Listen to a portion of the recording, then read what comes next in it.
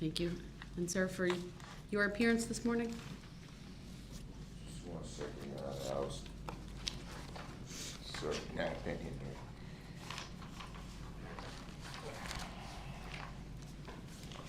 Make sure I have everything, 'cause I'm not sure if I even have everything. I apologize for that, man. It's all right. When you're ready. Here is third-party intervener in that matter, appearing as authorized representative for my client. I'll self-evaluate in return for value all of the charging instruments in this matter and make my exemption available for discharge of all obligations and charges connected with this case. I do not dispute any of the facts in the charging instruments and make a reservation of all of my constitutional rights, mostly the First, the Sixth, and the 14th Amendments. Thank you. The record should reflect that the individual known to this court as Darrell Brooks is present in custody in person. He is wearing his jail attire this morning. I do want to make a record that at 8:46 p.m. yesterday, I did swear in 2 additional sheriff's deputies who would be working with our jurors through the overnight or third shift hours. I did administer the same oath that was administered to all the other bailiffs yesterday evening. Then, of course, we are open and the jurors are here and they will be instructed to start their deliberations. The only other thing I would put on the record is I have received information regarding the Reddit post, that there was a subsequent post from that website indicating that it was a prank. And so I don't know to what extent the Sheriff's Department is looking into that as well, but it's my understanding, based on news reports, that that entire post or site was taken down. Not the site of Reddit, but it's no longer, I believe, viewable. But there was that additional information regarding that, at least from the administrator, I believe, of that post. So I just wanted to put that on the record. And if and when, or I should say when, the investigation is completed, I will assure the parties that you will be provided with that information. So, go ahead. So it's being called a prank. Per the Reddit post itself, yes. So we don't have any idea if that's a fact, though, right? You're correct. I'm just putting on the record the additional information that's been reported on. And then again, once the Sheriff's Department concludes their investigation, it will be turned over to the parties. So at this point, until there's a question or a verdict, courtroom will remain open. I'm going to be working in my office on other things, and will be available, of course, if there are any questions or if a verdict is reached. So notify the parties. Judge. Yes. Oh, go ahead. No. Go ahead. I'm still very concerned about this whole Reddit thing after having the chance to fully read it and look at some of the language that's in it.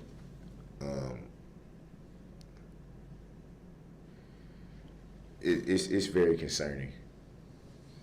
That's why there's an investigation, sir. It's anytime there's an allegation that the integrity of this judicial process has been compromised, especially with a juror, I take that incredibly seriously, which is why I turned it over to the Sheriff's Department.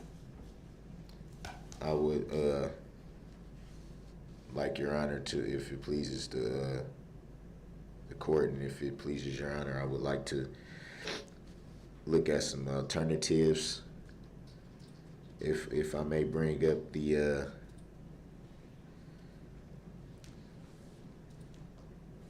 in regards to the language, I also want to state that for the record, this did not come about from the prosecution side, from the defense's side, and certainly not from Your Honor's side. This is something that just pretty much sprang up. A lot of my concern, though, just not from just the language in the actual post, but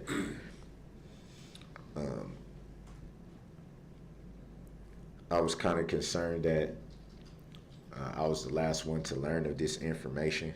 It had been known. I wasn't aware of it until after 6:30 last night, or around that time, because I don't want to misquote the record, but somewhere around that time. It was shortly after 7. Oh, so it was after. I didn't know. I thought it was. I knew it was after 6:30, but I didn't want to incorrectly state the record. Your I can Honor, address that for you right now if you would like. yeah. If it pleases you, Your Honor, I would like to request some alternatives to this issue.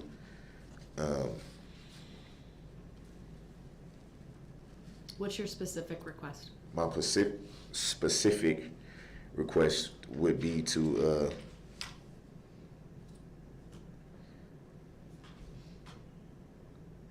look into a mistrial, and also any alternatives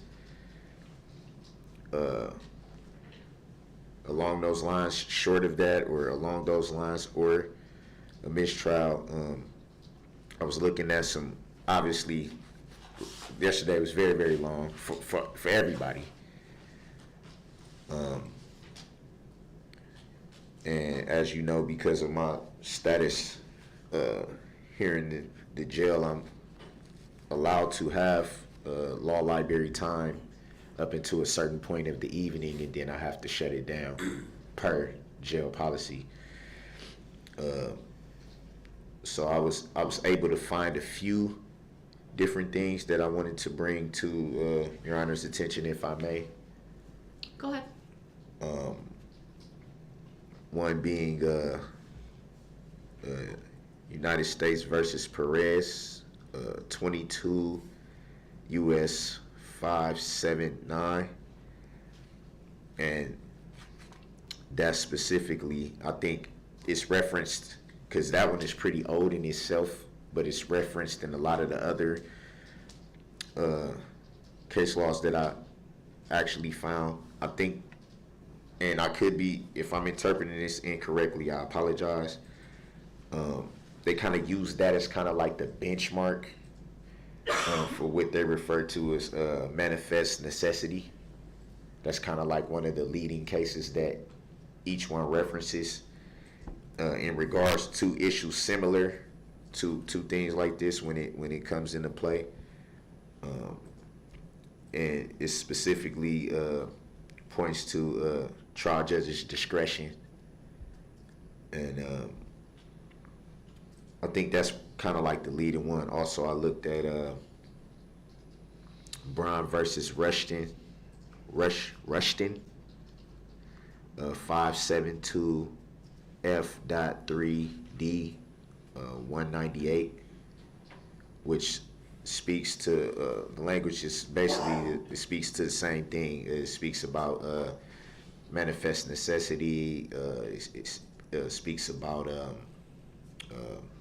if there's an issue of exculpatory evidence, things of that nature.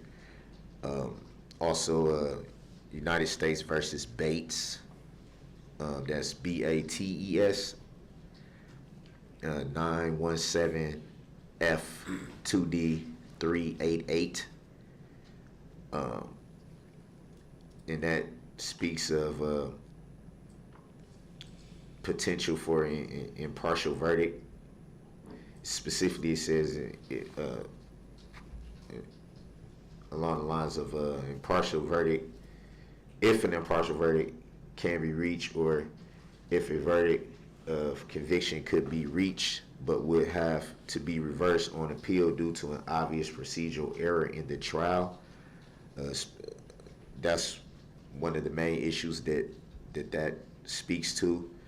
I also looked at Arizona versus Washington, 434 U.S. 497, and that speaks to what I was stating before. It says neither party in a case has a right to have his case decided by a jury, which may be tainted by bias. And I say that because it certainly wasn't anything dealing with the prosecution.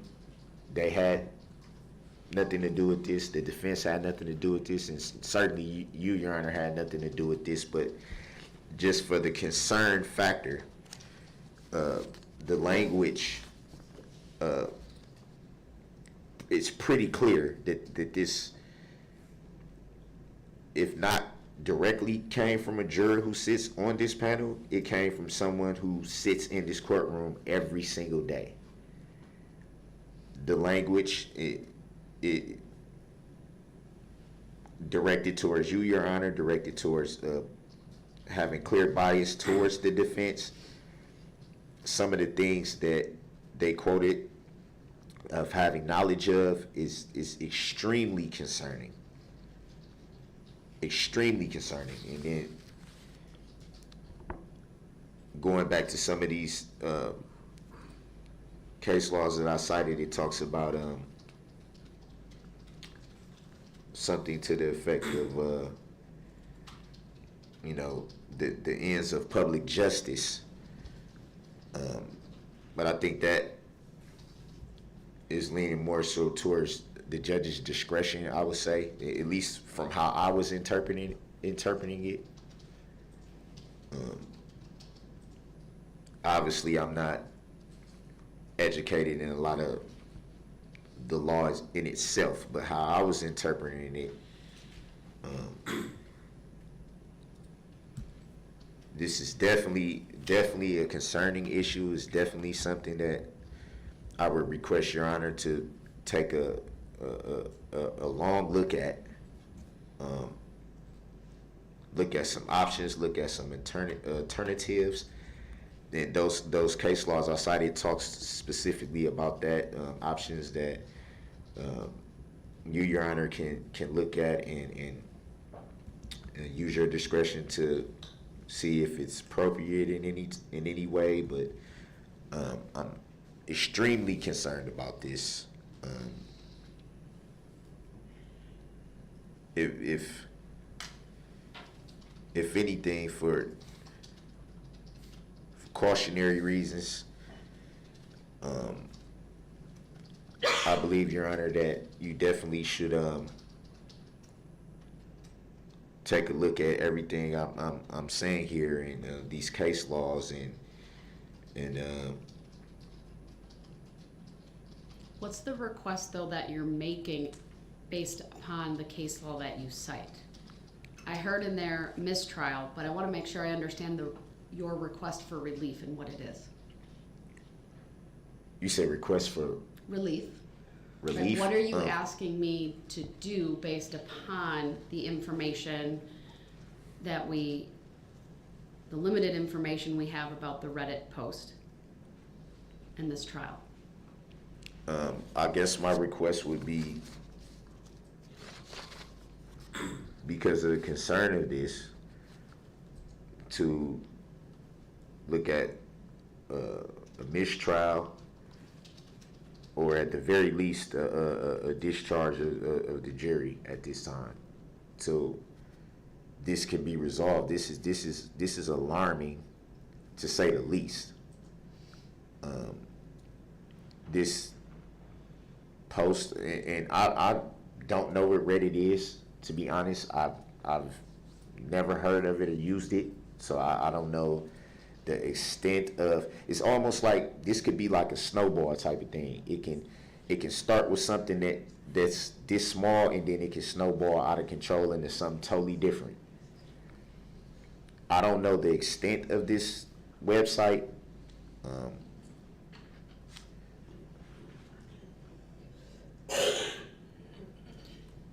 I don't know who. Well, I think the name of the person who sent the who alerted the clerk, of course, to this post. I think his name is in the email. But then that even begs the question of, how did this person come across this site? What is their significance to this? What is their role in this? It's just so many questions, and I mean, clearly this points at the court's integrity. It points at your integrity, Your Honor. It's alarming. It's very alarming.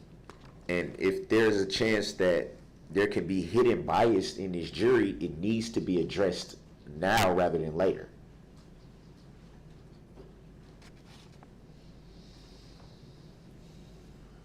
This is very concerning.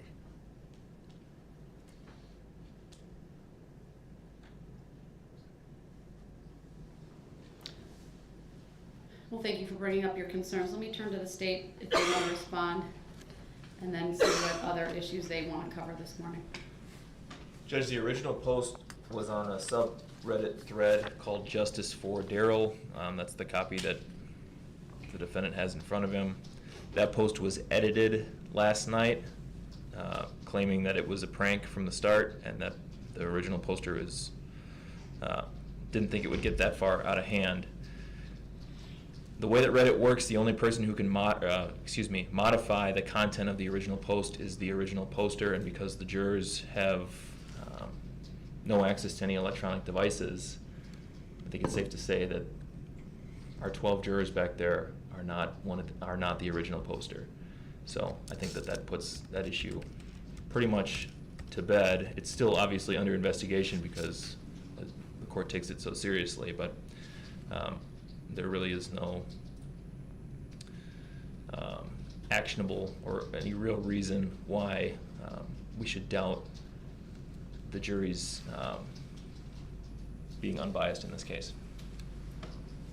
I object to that on the grounds, Your Honor, that, like you just stated, it's an investigation going on.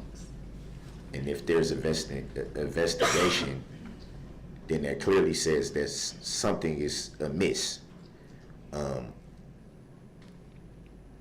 We have 15. We have 15 jurors. There's still too many questions that we don't know. Too many. I don't think anything's put to bed because we don't know. It's unfair to say that the issue is put to bed when there's still so many questions left out there. I'm sure you reviewed it yourself, Your Honor. You see the language in this, whatever it is, thread. I don't know. I don't know what this is. It's clearly a post from somebody who has intimate knowledge of the trial and what's going on in the trial. I don't think, I mean, common sense would tell you that this is someone who's very close to the case, whether they were intending to be funny, whether they were intending to try to prank the court or anything like that. We don't know. That could be anybody's guess. The language in this, the way that it's formatted, they lay out 4 specific points of what they think. They point to certain language in the case.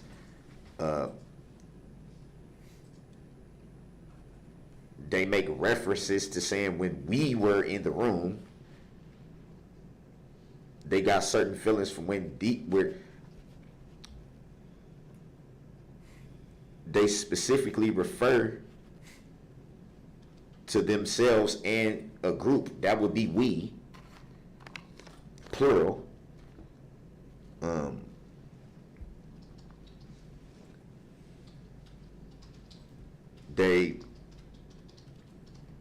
They say, and I have to admit, I am biased against the defendant for the horrible acts he did. And they attack you, Your Honor. They clearly attack you. This is if this is someone's idea of fun, is anybody's guess, but I don't believe that it is, clearly by the way it's formatted and by the language that is in it. This is clearly someone with intimate knowledge of the case and what's going on. Clearly. There's no other way to interpret this. You can tell by what they're laying out in the language that they're speaking with. If this is clearly someone close to the case, and because of that, it still has to be, I'm informed of the investigation, but there's still too many questions left in the air just from this. How can we say anything's put to bed when there's still an investigation? For all we know, what if this turns up that it was someone on the jury, or what if it turns out that more people are involved in it than just whoever this anonymous person was who left the post? It's too many questions, and it's too concerning.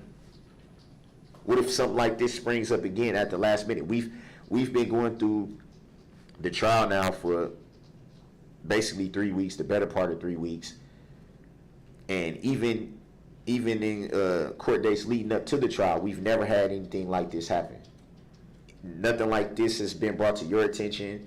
Nothing like this has been brought before the court's attention. This just came out of the blue, and now all of a sudden it's being labeled a prank. Is that because they were found out? I mean, it begs so many questions. It's too uncertain. It's too concerning, and it's too alarming. It's too alarming to just overlook and say, "Oh well, we'll just set it to the side and let them." No, this there has to be some type of alternatives, and something has to be done. Something. And if that's a mistrial, if that's discharging a jury, if that's some other type of alternatives that can be looked at, I'm sure that these case law speaks to other options that could come into play. They deserve to at least be looked at, if anything, to protect the integrity of the trial. I find it very hard to believe that this close to the trial being over, and now all of a sudden these issues are being raised. So this is obviously not a prank, and it's obvious that this is someone with intimate knowledge. It's very clear to me. Well, let me address your concerns, sir. I cannot make conclusions at this point about whether this is legitimate or a prank. What I know is as follows. I received the information about the subreddit post at approximately 9:30, 9:40 yesterday morning. I alone made the decision to withhold advising the parties because of where we were at in the trial, because there was nothing in that post. It was an anonymous post that would lend credibility to that it was in fact one of these jurors. But out of an abundance of caution, I referred it to law enforcement, because it is very serious if the integrity of these proceedings were to be put at issue by a juror. I'd remind you though, every single day these jurors were read the bulk of jury instruction 50.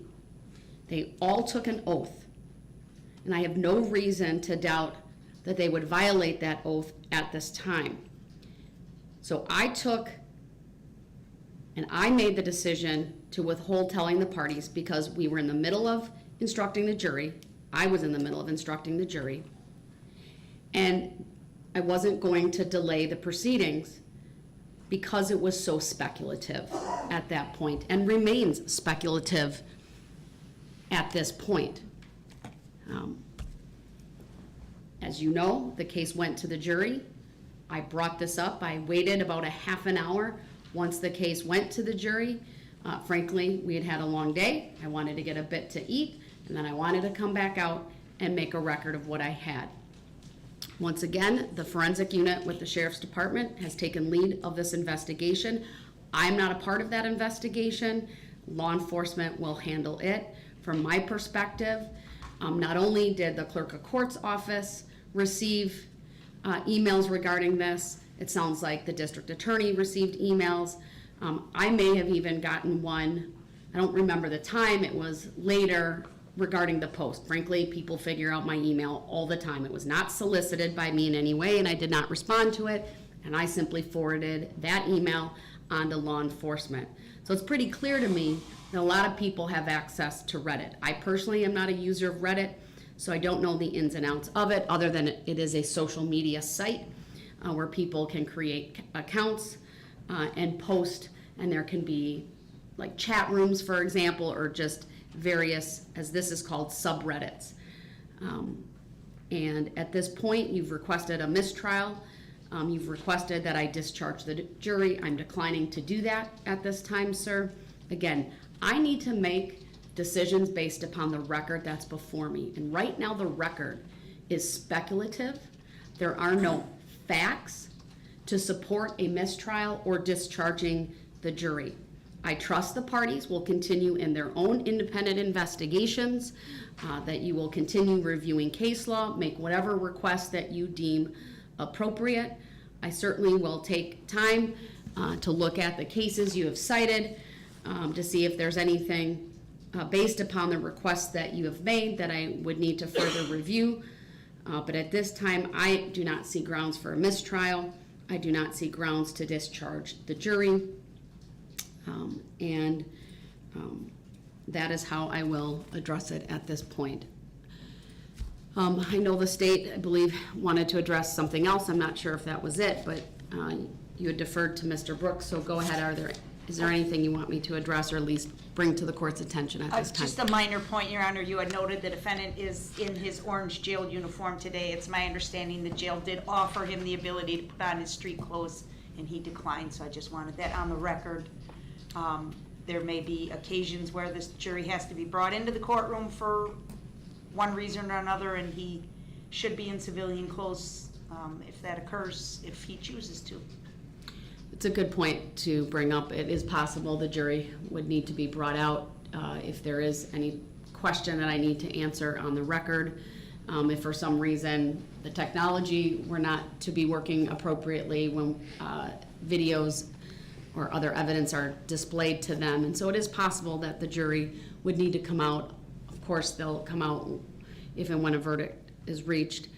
So I would certainly give you the opportunity, sir, if you want to change into the street clothes, that I would certainly direct the Sheriff's Department to make that available for you, should you choose. Isn't it my choice? Yes, it is. So why do I need to be in street clothes? Why does that need to be on the record?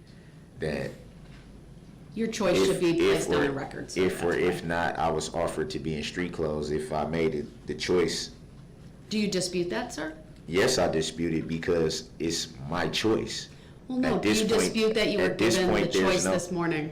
At this point, there's no reason why that should be on the record. That if I was not offered street clothes, what relevancy does that have to? Could have potential relevancy later on if Why? you were to challenge that you and claim that you were required to wear your jail uniform or jail attire. You're not required. This is a trial. You have the right to wear street clothes, and I will certainly provide that opportunity should you wish to change at any point in time.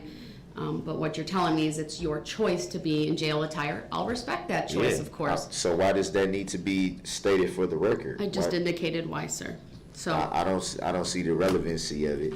all right, at this point, unless there are any further issues, I am going to go back into my office. The courtroom will remain open, and we'll let you know when the jury communicates with us, either about a question or verdicts. There is something that needs to be addressed, subject matter jurisdiction. The court declines that. I'm stepping off. Why hasn't it been proven on the record yet?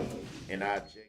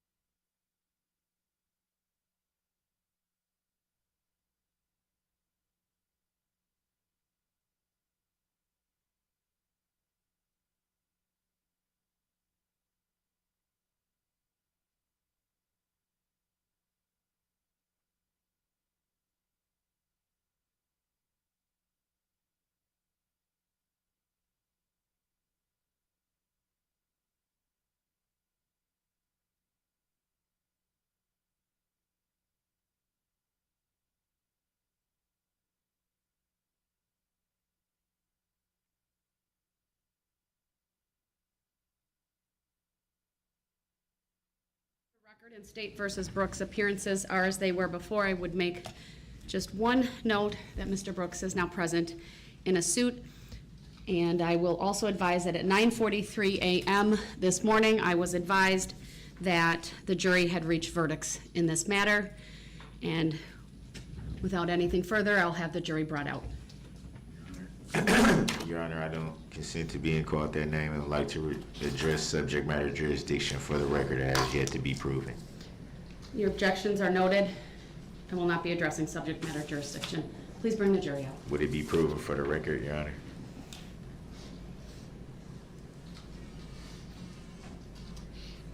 Just a reminder to everyone that I do expect everyone in the courtroom to demonstrate appropriate decorum and courtesy as the verdicts are read and refrain from audible responses. Any disruptions may result in removal from the courtroom.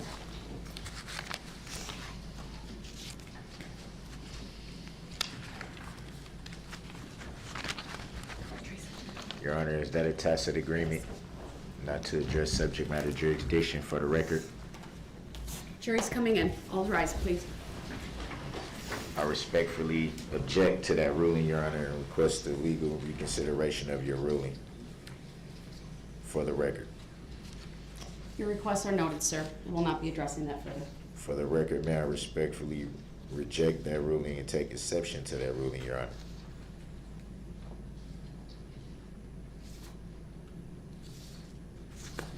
Is that a tacit agreement and a judicial determination that you don't have to answer that question as a public servant, Your Honor?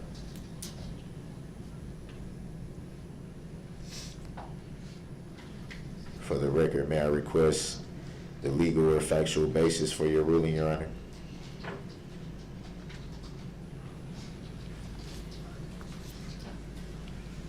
It might have been a false alarm. For the record, may I respectfully With the request jurors. a written judicial finding of fact and conclusion of law on this issue, Your Honor? All your requests are noted for the record. They all are denied, sir. All rise. Jury's coming in. For the record, may I respectfully move for an interlocutory declaratory appeal on this matter, Your Honor? Denied. For the record, may I move to stay these proceedings until this instant matter is adjudicated by a court of competent jurisdiction? Denied. Based on what law or fact, Your Honor?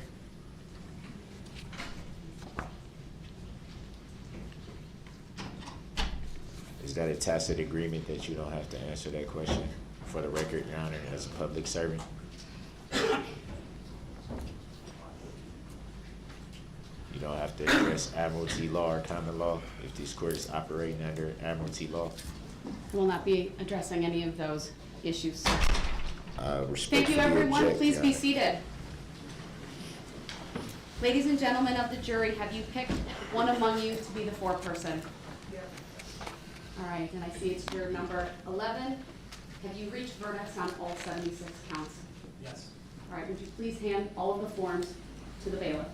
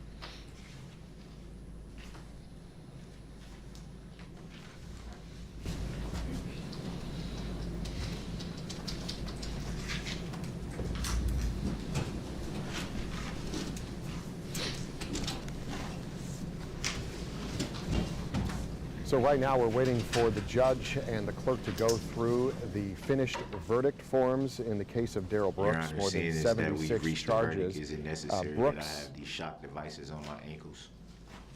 continues to make objections this morning about subject matter jurisdictions, which he has been doing repeatedly throughout the course of this trial and been denied every time. by Judge Jennifer Darrell. Yeah, and this is, as you mentioned, something that he's been talking about over and over again, even before this, before they reached a verdict. He tried to get a mistrial once again. He mentioned the Reddit post that a lot of people are talking about, posted by an anonymous member, claiming to be a member of the jury, saying this morning, Brooks said it was someone possibly close to this case.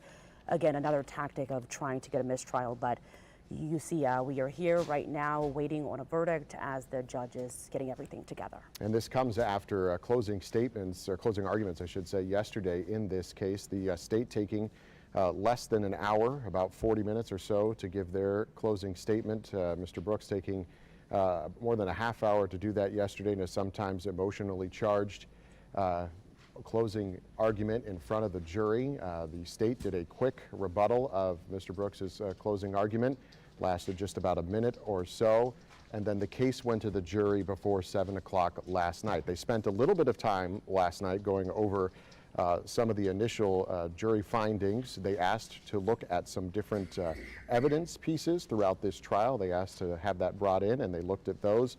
And then this morning, I believe jury deliberations picked up just around 8:30, 9 o'clock, and now here we are at 10:45 with the verdict being read. We were told at about 9:45 or so that the verdict had been reached. Yeah, it was only about an hour or so, and then yesterday about 2 hours or so. And when we talked to defense attorney, of course not with this case, but Jonathan Lavoie this morning on TMJ4 News Today, he talked about possibly, this taking some time, a few hours maybe throughout the day today, but hoping for a verdict today. It was actually pretty quick. So I know we are going to talk to Jonathan Lavoie a little later after this, though. But again, we're here waiting on a verdict, waiting for those charges to be read. We know it's 76 counts. We know from documentation that we gotten before, 6 counts of first-degree intentional homicide, 61 counts of recklessly endangering safety, 6 counts hit and run causing death, and 2 counts of bail jumping. So again, we are waiting on that. So as the judge continues to go through the completed jury forms, again, so many in this case because of the 76 charges, the Waukesha County District Attorney has announced that they will hold a press conference following this at about 1 o'clock this afternoon to talk about the verdict in this case, whatever it may be. But this is a case that that community and the district attorney have been preparing for about a year, since this all happened in November of last year, when the car, the red SUV, drove through the Christmas parade, killing 6 people and injuring dozens more.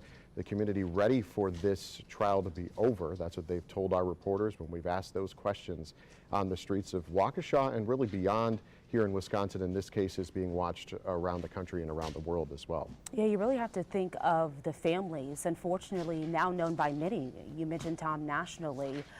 A lot of eyes on this case, a lot of families just heartbroken, and you have to think of, we've talked about this before, just kind of reliving those moments. I believe the judge is speaking right now. Let's listen in. And 76 unsigned verdicts, which would be what I would expect. Right, I will read each one into the record. We, the jury, find the defendant, Darrell E. Brooks, guilty of first-degree intentional homicide as charged in count 1 of the information, dated this 26th day of October 2022, signed by the foreperson, juror number 11. If you find the defendant guilty of first-degree intentional homicide, answer the following question, yes or no. Did the defendant commit first-degree intentional homicide while using a dangerous weapon? Answer yes. We, the jury, find the defendant, Darrell E. Brooks, guilty of first-degree intentional homicide as charged in count 2 of the information. Did the defendant commit first-degree intentional homicide while using a dangerous weapon?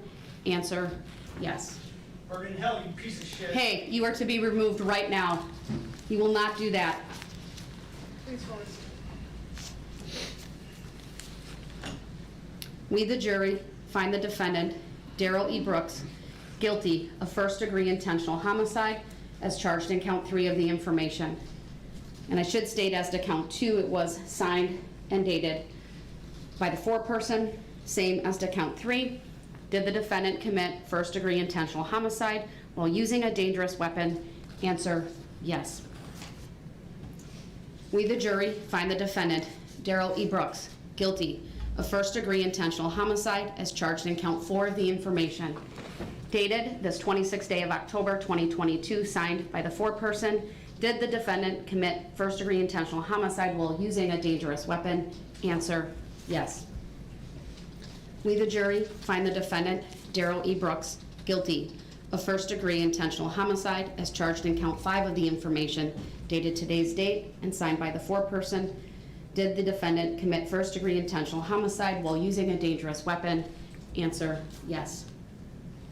We, the jury, find the defendant, Darrell E. Brooks, guilty of first-degree intentional homicide as charged in count 6 of the information, dated today's date, signed by the foreperson.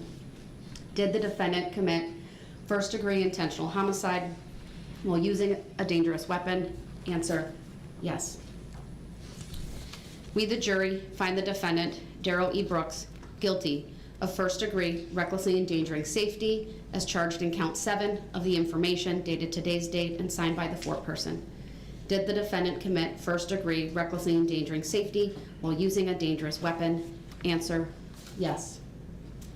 We, the jury, find the defendant, Darrell E. Brooks, guilty of first-degree recklessly endangering safety as charged in count 8 of the information, dated today's date and signed by the foreperson. Did the defendant commit first-degree recklessly endangering safety while using a dangerous weapon? Answer, yes. We, the jury, find the defendant, Darrell E. Brooks, guilty of first-degree recklessly endangering safety as charged in count 9 of the information, dated today's date, signed by the foreperson. Did the defendant commit first-degree recklessly endangering safety while using a dangerous weapon? Answer, yes. We, the jury, find the defendant, Darrell E. Brooks, guilty of first-degree recklessly endangering safety as charged in count 10 of the information, dated today's date and signed by the foreperson. Did the defendant commit first-degree recklessly endangering safety while using a dangerous weapon? Answer, yes. We, the jury, find the defendant, Darrell E. Brooks, guilty of first-degree recklessly endangering safety as charged in count 11 of the information, dated today's date, signed by the foreperson. Did the defendant commit first-degree recklessly endangering safety while using a dangerous weapon? Yes. We, the jury, find the defendant, Darrell E. Brooks, guilty of first-degree recklessly endangering safety as charged in count 12 of the information, dated today's date, signed by the foreperson. Did the defendant commit first-degree recklessly endangering safety while using a dangerous weapon? Answer, yes. We, the jury, find the defendant, Darrell E. Brooks, guilty of first-degree recklessly endangering safety as charged in count 13 of the information, dated today's date, signed by the foreperson. Did the defendant commit first-degree recklessly endangering safety while using a dangerous weapon? Answer, yes. We, the jury, find the defendant, Darrell E. Brooks, guilty of first-degree recklessly endangering safety as charged in count 14 of the information, dated today's date, signed by the foreperson. Did the defendant commit first-degree recklessly endangering safety while using a dangerous weapon? Answer, yes. We, the jury, find the defendant, Darrell E. Brooks, guilty of first-degree recklessly endangering safety as charged in count 15 of the information, dated today's date, signed by the foreperson. Did the defendant commit first-degree recklessly endangering safety while using a dangerous weapon? Answer, yes. We, the jury, find the defendant, Darrell E. Brooks, guilty of first-degree recklessly endangering safety as charged in count 16 of the information, dated today's date, signed by the foreperson. Did the defendant commit first-degree recklessly endangering safety while using a dangerous weapon? Answer, yes. We, the jury, find the defendant guilty of first-degree recklessly endangering safety as charged in count 17 of the information, dated today's date, signed by the foreperson. Did the defendant commit first-degree recklessly endangering safety while using a dangerous weapon? Answer, yes. We, the jury, find the defendant, Darrell E. Brooks, guilty of first-degree recklessly endangering safety as charged in count 18 of the information, dated today's date, signed by the foreperson. Did the defendant commit first-degree recklessly endangering safety while using a dangerous weapon? Answer, yes. We, the jury, find the defendant, Darrell E. Brooks, guilty of first-degree recklessly endangering safety as charged in count 19 of the information, dated today's date, signed by the foreperson. Did the defendant commit first-degree recklessly endangering safety while using a dangerous weapon? Answer, yes. We, the jury, find the defendant, Darrell E. Brooks, guilty of first-degree recklessly endangering safety as charged in count 20 of the information, dated today's date, signed by the foreperson. Did the defendant commit first-degree recklessly endangering safety while using a dangerous weapon? Answer, yes. We, the jury, find the defendant, Darrell E. Brooks, guilty of first-degree recklessly endangering safety as charged in count 21 of the information, dated today's date, signed by the foreperson. Did the defendant commit first-degree recklessly endangering safety while using a dangerous weapon? Answer, yes. We, the jury, find the defendant, Darrell E. Brooks, guilty of first-degree recklessly endangering safety as charged in count 22 of the information, dated today's date, signed by the foreperson. Did the defendant commit first-degree recklessly endangering safety while using a dangerous weapon? Answer, yes. We, the jury, find the defendant, Darrell E. Brooks, guilty of first-degree recklessly endangering safety as charged in count 23 of the information, dated today's date, signed by the foreperson. Did the defendant commit first-degree recklessly endangering safety while using a dangerous weapon? Answer, yes. We, the jury, find the defendant, Darrell E. Brooks, guilty of first-degree recklessly endangering safety as charged in count 24 of the information, dated today's date, signed by the foreperson. Did the defendant commit first-degree recklessly endangering safety while using a dangerous weapon? Answer, yes. We, the jury, find the defendant, Darrell E. Brooks, guilty of first-degree recklessly endangering safety as charged in count 25 of the information, dated today's date and signed by the foreperson. Did the defendant commit first-degree recklessly endangering safety while using a dangerous weapon? Answer, yes. We, the jury, find the defendant, Darrell E. Brooks, guilty of first-degree recklessly endangering safety as charged in count 26 of the information, dated today's date, signed by the foreperson. Did the defendant commit first-degree recklessly endangering safety while using a dangerous weapon? Answer, yes. We, the jury, find the defendant, Darrell E. Brooks, guilty of first-degree recklessly endangering safety as charged in count 27 of the information, dated today's date, signed by the foreperson. Did the defendant commit first-degree recklessly endangering safety while using a dangerous weapon? Answer, yes.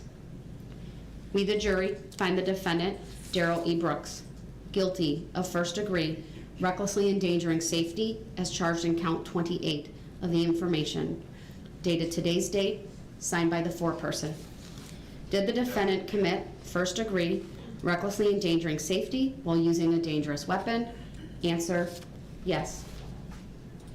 We, the jury, find the defendant, Darrell E. Brooks, guilty of first-degree recklessly endangering safety as charged in count 29 of the information, dated today's date, signed by the foreperson. Did the defendant commit first-degree recklessly endangering safety while using a dangerous weapon? Answer, yes. We, the jury, find the defendant, Darrell E. Brooks, guilty of first-degree recklessly endangering safety as charged in count 30 of the information, dated today's date, signed by the foreperson. Did the defendant commit first-degree recklessly endangering safety while using a dangerous weapon? Answer, yes.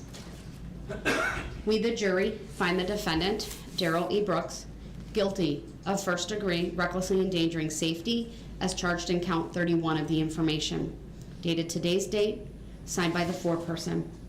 Did the defendant commit first-degree recklessly endangering safety while using a dangerous weapon? Answer, yes. We, the jury, find the defendant, Darrell E. Brooks, guilty of first-degree recklessly endangering safety as charged in count 32 of the information, dated today's date, signed by the foreperson. Did the defendant commit first-degree recklessly endangering safety while using a dangerous weapon? Answer, yes. We, the jury, find the defendant, Darrell E. Brooks, guilty of first-degree recklessly endangering safety as charged in count 33 of the information, dated today's date, signed by the foreperson. Did the defendant commit first-degree recklessly endangering safety while using a dangerous weapon? Answer, yes. We, the jury, find the defendant, Darrell E. Brooks, guilty of first-degree recklessly endangering safety as charged in count 34 of the information, dated today's date, signed by the foreperson. Did the defendant commit first-degree recklessly endangering safety while using a dangerous weapon? Answer, yes. We, the jury, find the defendant, Darrell E. Brooks, guilty of first-degree recklessly endangering safety as charged in count 35 of the information, dated today's date, signed by the foreperson. Did the defendant commit first-degree recklessly endangering safety while using a dangerous weapon? Answer, yes. We, the jury, find the defendant, Darrell E. Brooks, guilty of first-degree recklessly endangering safety as charged in count 36 of the information, dated today's date, signed by the foreperson. Did the defendant commit first-degree recklessly endangering safety while using a dangerous weapon? Answer, yes. We, the jury, find the defendant, Darrell E. Brooks, guilty of first-degree recklessly endangering safety as charged in count 37 of the information, dated today's date, signed by the foreperson. Did the defendant commit first-degree recklessly endangering safety while using a dangerous weapon? Answer, yes. We, the jury, find the defendant, Darrell E. Brooks, guilty of first-degree recklessly endangering safety as charged in count 38 of the information, dated today's date, signed by the foreperson. Did the defendant commit first-degree recklessly endangering safety while using a dangerous weapon? Answer, yes. We, the jury, find the defendant, Darrell E. Brooks, guilty of first-degree recklessly endangering safety as charged in count 39 of the information, dated today's date, signed by the foreperson. Did the defendant commit first-degree recklessly endangering safety while using a dangerous weapon? Answer, yes. We, the jury, find the defendant, Darrell E. Brooks, guilty of first-degree recklessly endangering safety as charged in count 40 of the information, dated today's date, signed by the foreperson. Did the defendant commit first-degree recklessly endangering safety while using a dangerous weapon? Answer, yes. We, the jury, find the defendant, Darrell E. Brooks, guilty of first-degree recklessly endangering safety as charged in count 41 of the information, dated today's date, signed by the foreperson. Did the defendant commit first-degree recklessly endangering safety while using a dangerous weapon? Answer, yes. We, the jury, find the defendant, Darrell E. Brooks, guilty of first-degree recklessly endangering safety as charged in count 42 of the information, dated today's date and signed by the foreperson. Did the defendant commit first-degree recklessly endangering safety while using a dangerous weapon? Answer, yes. We, the jury, find the defendant, Darrell E. Brooks, guilty of first-degree recklessly endangering safety as charged in count 43 of the information, dated today's date, signed by the foreperson. Did the defendant commit first-degree recklessly endangering safety while using a dangerous weapon? Answer, yes. We, the jury, find the defendant, Darrell E. Brooks, guilty of first-degree recklessly endangering safety as charged in count 44 of the information, dated today's date, signed by the foreperson.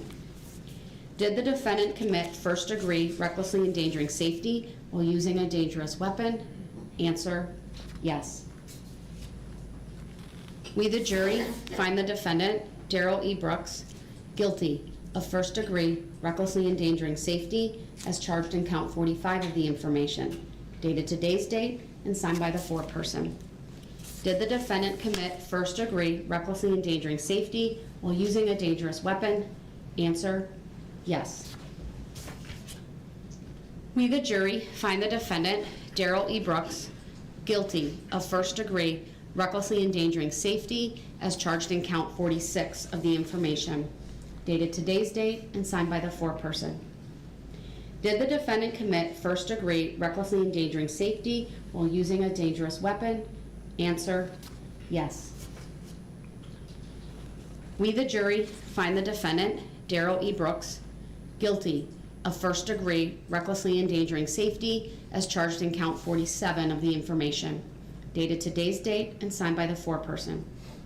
Did the defendant commit first-degree recklessly endangering safety while using a dangerous weapon? Answer, yes. We, the jury, find the defendant, Darrell E. Brooks, guilty of first-degree recklessly endangering safety. All right, so you as are charged in count continuing to 48 listen of the to the information, Brooks trial dated today's here. We know date, that Brooks has signed by been the found foreperson. guilty. We have Did the to defendant listen to commit 76 first-degree counts of recklessly this. So endangering far, safety we while have using a gotten through the dangerous 6 weapon? counts of first-degree Answer, intentional homicide. He yes. has been found guilty on all of those. We are We, the currently jury, going through the find the defendant, 61 counts Darrell E. of Brooks, recklessly endangering guilty of safety first-degree counts.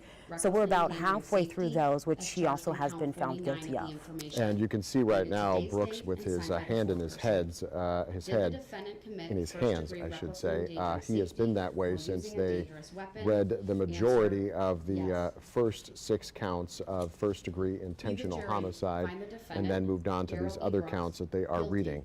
of He faces first-degree recklessly life endangering sentences safety for as charged in those count 50 of the first-degree information, intentional dated today's homicide date charges, and the signed by the intentional part of foreperson. that being the key word Did the of why they defendant carry commit such a long first-degree sentence recklessly endangering with safety them. while There was an using a outburst dangerous in the weapon? courtroom from somebody Answer, in the gallery yes. at one point, and the judge immediately We, the had jury, that person find removed. the That came defendant, after the Darrell first E. guilty Brooks, verdict of guilty first-degree of intentional first-degree homicide. recklessly endangering This safety morning, we are as going to charged in continue count to listen 51 to of what the happens here in the information, courtroom. We should dated let you know today's that date after and this signed by is the foreperson. done at 1 p.m., the Did the district defendant attorney commit in first-degree Waukesha has recklessly said they will endangering hold a safety press while conference using a and talk about the dangerous verdict in the weapon? case. Our Bruce Answer, Harrison, who has yes. been in the courtroom since this trial began, will join the us jury, also find the to talk defendant, about Darrell E. what has Brooks, happened in the courtroom. guilty of first-degree Yeah, and recklessly endangering outpouring safety has as begun. charged in count We know 52 that of the information, Senator dated today's Julian date Bradley and has signed by the spoken out on foreperson. Twitter. I'm following some Did the Twitter posts defendant right commit now. He said, first-degree thankfully, that we recklessly have a guilty endangering verdict in the safety Brooks while trial, using a dangerous and we have weapon? justice for Waukesha. Answer, Someone else, yes. Attorney General Josh Call, says that the defendant's despicable jury, actions find the caused defendant, heartbreaking Darrell loss E. and Brooks, pain. I'm guilty grateful to of the many first-degree people who recklessly ensured endangering that he safety was as convicted charged and in will count face the 53 of the consequences for his information, heinous crimes. A dated last today's one here, date Senator and Ron signed by the Johnson, foreperson. speaking out as well Did on the Twitter, defendant saying commit justice has been first-degree served for the recklessly endangering victims and safety families while using a of the dangerous Waukesha weapon? Christmas Parade massacre. I hope and pray this yes. verdict will bring them some measure of peace and closure. We, the jury, I wanted to find the thank Judge defendant, Darrell E. Darrell for her Brooks, service and guilty patience putting of up with this first-degree murderer. And we recklessly know a lot of endangering people have safety been talking as about charged in count the 54 judge of during the this trial, her information, patience. dated today's date and During signed by the the what? foreperson. What day are we on at this Did the point? defendant The commit third week of this first-degree trial, Of this yeah. trial, and so it Safety has to be a while lot for using a dangerous everyone in the weapon? courtroom there. Answer. And also, I should Yes. mention that Darrell Brooks, the hashtag, is trending on Twitter We, the worldwide jury, at number find the 5 right defendant, now. Also, Darrell what E. I've seen Brooks, on Twitter this morning, to guilty your point of first-degree post of recklessly condolences, endangering safety justice for as charged in Waukesha. count There are many people that 45 live in of the that community and in information, this state dated that believe today's this date was and the signed by right the verdict foreperson. in this case. Did the However, defendant it was commit gotten to. first-degree They believe that recklessly this was endangering what safety should have while using a happened, and dangerous now we are weapon? hearing again today, Answer.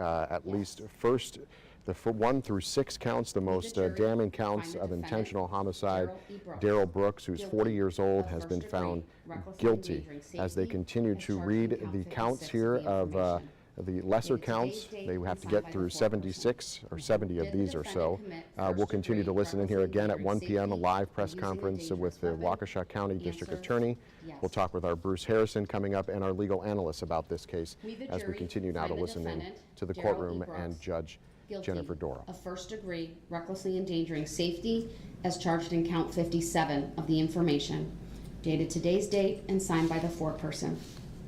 Did the defendant commit first-degree recklessly endangering safety while using a dangerous weapon?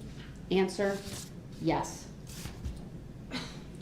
We, the jury, find the defendant, Darrell E. Brooks, guilty of first-degree recklessly endangering safety as charged in count 58 of the information, dated today's date and signed by the foreperson. Did the defendant commit first-degree recklessly endangering safety while using a dangerous weapon? Answer, yes. We, the jury, find the defendant, Darrell E. Brooks, guilty of first-degree recklessly endangering safety as charged in count 59 of the information, dated today's date and signed by the foreperson. Did the defendant commit first-degree recklessly endangering safety while using a dangerous weapon? Answer, yes. We, the jury, find the defendant, Darrell E. Brooks, guilty of first-degree recklessly endangering safety as charged in count 60 of the information, dated today's date and signed by the foreperson. Did the defendant commit first-degree recklessly endangering safety while using a dangerous weapon? Answer, yes. We, the jury, find the defendant, Darrell E. Brooks, guilty of first-degree recklessly endangering safety as charged in count 61 of the information, dated today's date and signed by the foreperson. Did the defendant commit first-degree recklessly endangering safety while using a dangerous weapon? Answer, yes. We, the jury, find the defendant, Darrell E. Brooks, guilty of first-degree recklessly endangering safety as charged in count 62 of the information, dated today's date and signed by the foreperson. Did the defendant commit first-degree recklessly endangering safety while using a dangerous weapon? Answer, yes. We, the jury, find the defendant, Darrell E. Brooks, guilty of first-degree recklessly endangering safety as charged in count 63 of the information, dated today's date and signed by the foreperson.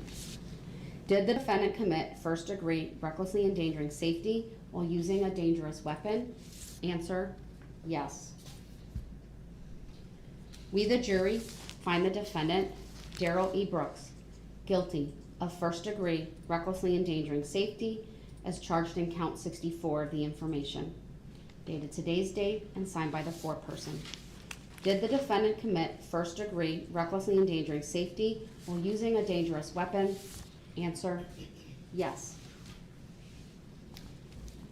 We, the jury, find the defendant, Darrell E. Brooks, guilty of first-degree recklessly endangering safety as charged in count 65 of the information, dated today's date and signed by the foreperson.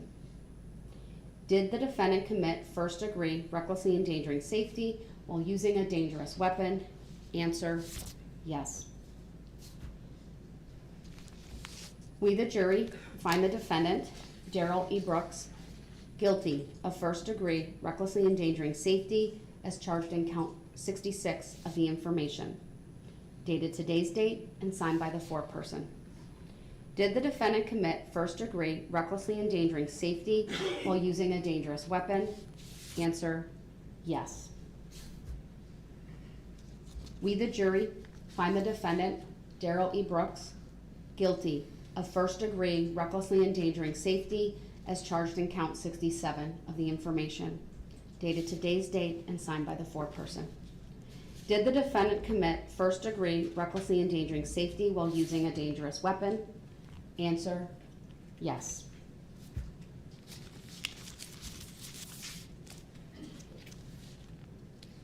We, the jury, find the defendant, Darrell E. Brooks, guilty of hit and run as charged in count 68 of the information.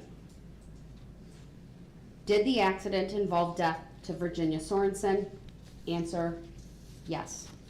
Dated today's date and signed by the foreperson.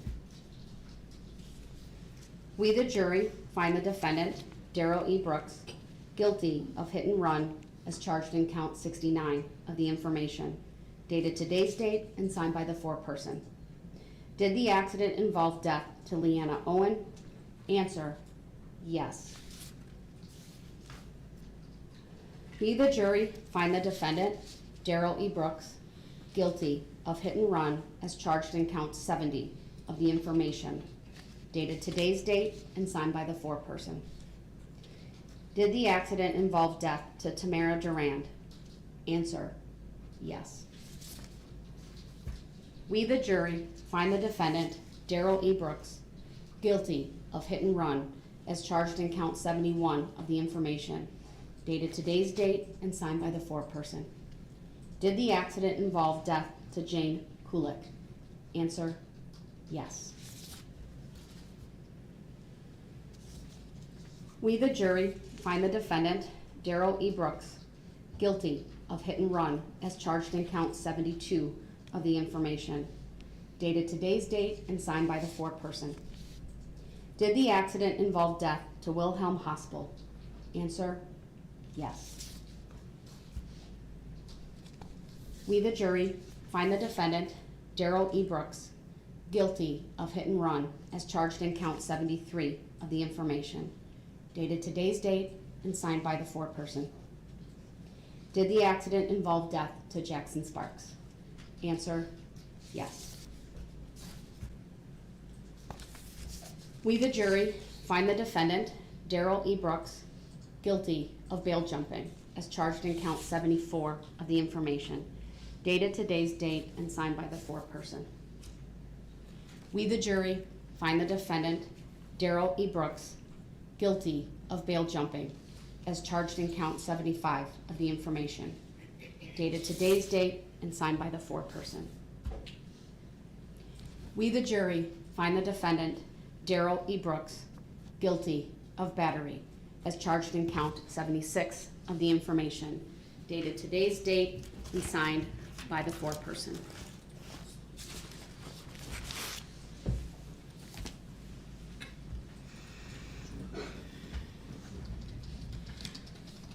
Mr. Brooks, would you like me to poll the jury? Yes. Members of the jury, I'm going to ask each one of you individually to stand up, identify your number for the record, and then state whether the verdicts read in open court are your true verdicts. I'll start with the foreperson. And I'll read your numbers first so it's a little bit easier. So juror number 11. Were the verdicts read in open court, or are the verdicts, let me rephrase that. The verdicts read in open court, are those your true verdicts? Yes. Thank you. Juror number 3. The verdicts read in open court, are those your true verdicts? Yes. Thank you. Juror number 6. The verdicts read in open court, are those your true verdicts? It is. Thank you. Juror number 14. The verdicts read in open court, are those your true verdicts? Yes. Thank you. Juror number 19. The verdicts read in open court, are those your true verdicts? Yes. Thank you. Juror number 27. The verdicts read in open court, are those your true verdicts? Yes. Thank you. Juror number 34. The verdicts read in open court, are those your true verdicts? Yes. Thank you. Juror number 41. The verdicts read in open court, are those your true verdicts? Yes. Thank you. Juror number 45. The verdicts read in open court, are those your true verdicts? Yes. Thank you. Juror number 46. The verdicts read in open court, are those your true verdicts? Yes. Thank you. Juror number 48. The verdicts read in open court, are those your true verdicts? They are, Your Honor. Thank you. Juror number 51. The verdicts read in open court, are those your true verdicts? Yes. Thank you. I should state for the record, I did have the alternates brought back in. Obviously, they did not deliberate, but it was important to have them because there are certain instructions I give at the end. All right, Mr. Brooks, are you satisfied with the polling of the jurors? No. I'm sorry? No. The court is so satisfied with the polling of the jurors. The court now accepts the verdicts. Ladies and gentlemen, on behalf of myself, the citizens of Waukesha County, and both parties here, I want to thank you for the time and attention that you've spent on this case. Your service in this case is now concluded. There is no requirement that you maintain secrecy concerning what happened in the jury room, but you do not have to discuss the case with anyone or answer any questions about it. On behalf, again, of the court and all of the parties, we thank you for your service over the last 3.5 weeks. You are discharged and free to go. All rise for the jury, please.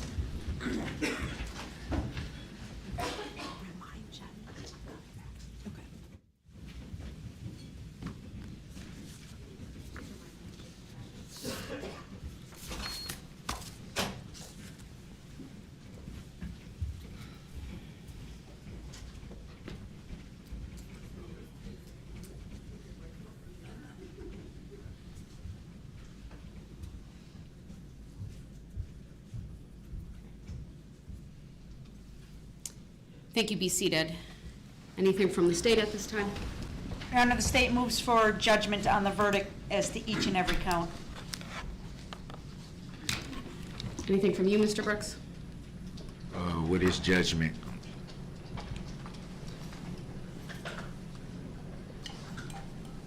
Given the verdicts from the jury here today, the court will enter judgments of conviction based upon the verdicts on all 76 counts.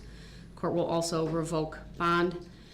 In this case, I plan on bringing the case in Monday, this coming Monday, the 31st at 1 p.m. to address further scheduling. What I would ask the parties to do between now and then is to determine how long you think each side will need to present their sentencing remarks, whether you anticipate anyone speaking on your behalf. If so, how many, how long, so that I can then look at my calendar and adjust and make sure that I have the appropriate amount of time to do that. I'm not going to sentencing on Monday. It is just for further scheduling at 1 p.m. before my afternoon calendar. Judge, would you be willing to consider persons appearing by Zoom for sentencing? Yes, I would not do anything different than what I've been doing since we started utilizing Zoom, and that is to make it available for both victims and family members of the defendant if they so choose to make statements over Zoom. Okay, thank you. That You're welcome. helps us in our planning. All right. All right then, thank you everyone. We are adjourned for today. We'll see you all on Monday.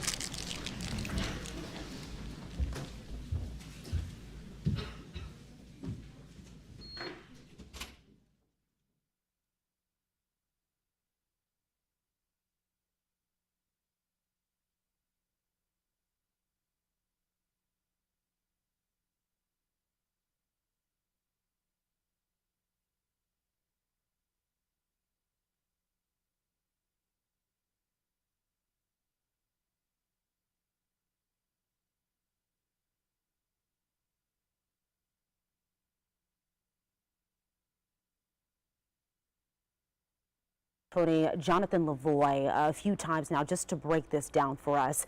He's now joining us live to talk about this verdict.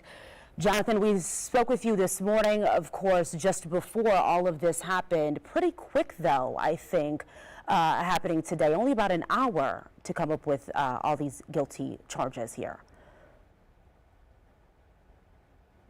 This just horrible tragedy. The jury verdict came back very quickly today.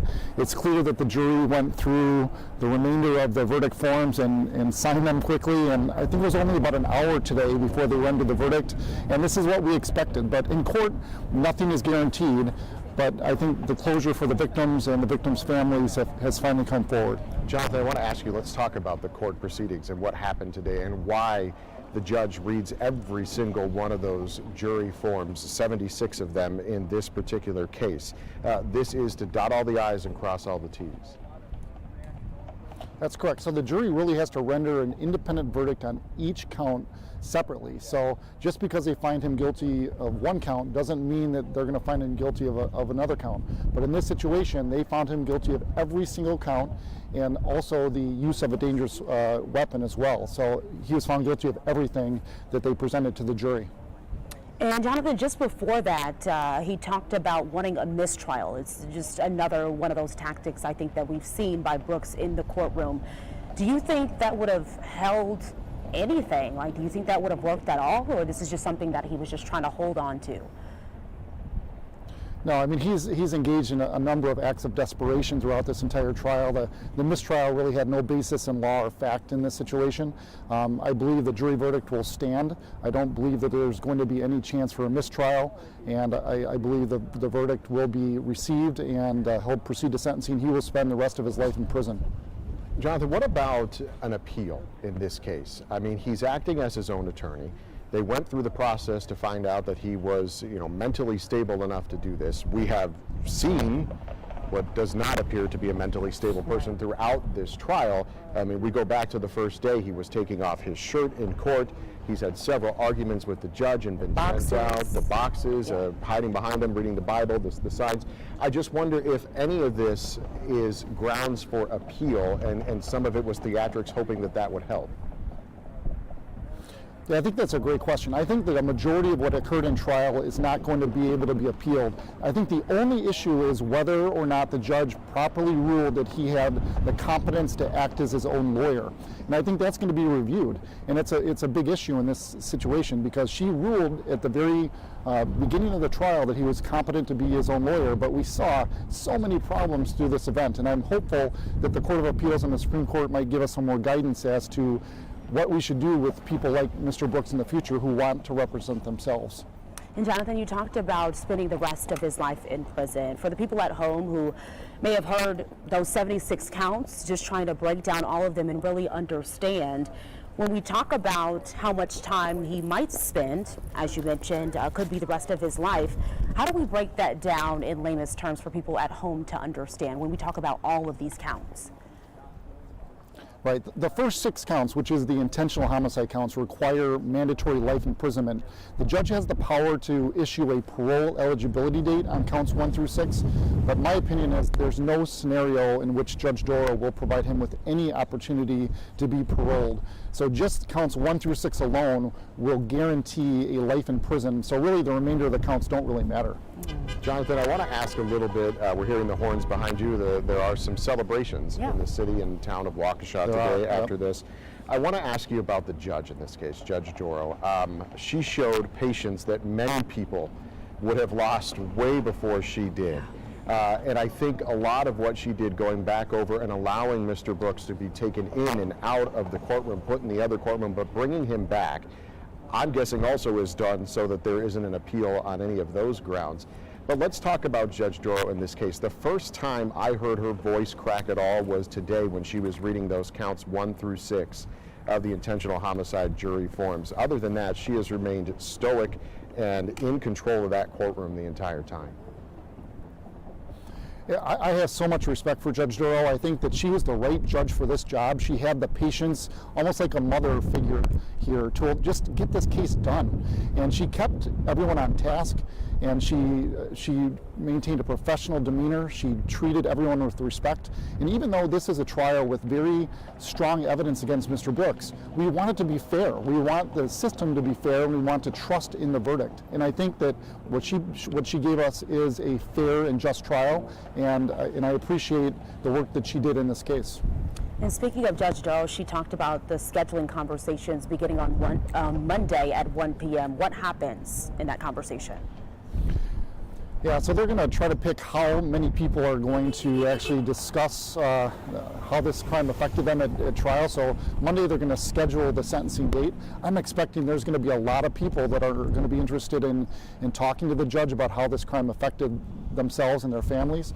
So on Monday they're going to be talking about how long this is going to be, and I'm expecting this is going to be probably a full day of sentencing because there's going to be a lot of people interested in what happens to Mr. Brooks and how his crimes affected them. And that would be what we would generally refer to as victim impact statements, right, Jonathan?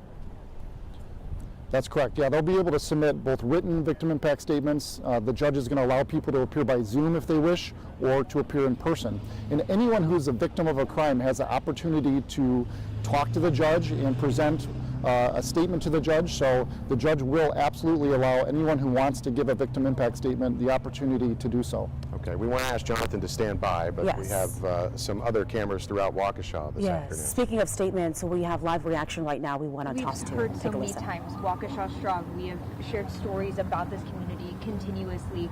How would you describe the Waukesha community? How did you all stay strong through this trial? Just by supporting one another. I saw some familiar faces here. The first responders did an amazing job. I'm so proud. I've known Chief Howard for a long time, and I can't give, I'm just amazed at the job they did, and just the support and love that Waukesha has shown to each other through all this has been amazing. And all the different businesses and whatnot, they all helped on that day. Everybody, they took people in.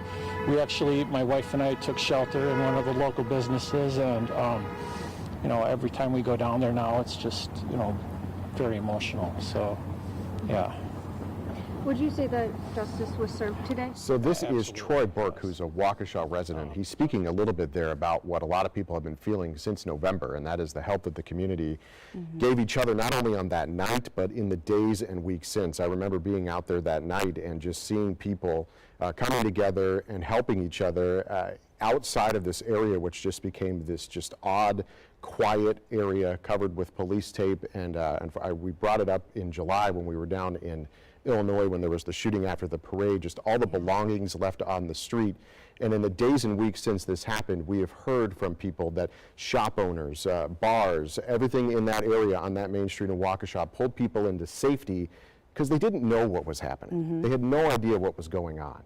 They had this car running through the middle of the street, people being hit. There were shots fired at one point from a police officer. That was the original call. Yeah. And so people were very confused and scared, and they came together to help each other out, and they've done that in the days since. And at that point, you don't have time to think, right? You just move so quickly, and I think people forget that we are good people. You know what I mean? Like, sadly, when these events happen, of course, they're very tragic, but there's something so beautiful about seeing people come together. And I'm imagining today is going to be another one of those moments where we hear those words, Waukesha strong. Yeah, Jonathan Lavoie, our legal analyst, is I'm using back his at the courthouse. He's having trouble hearing us, I think, right now. Jonathan, you got us now?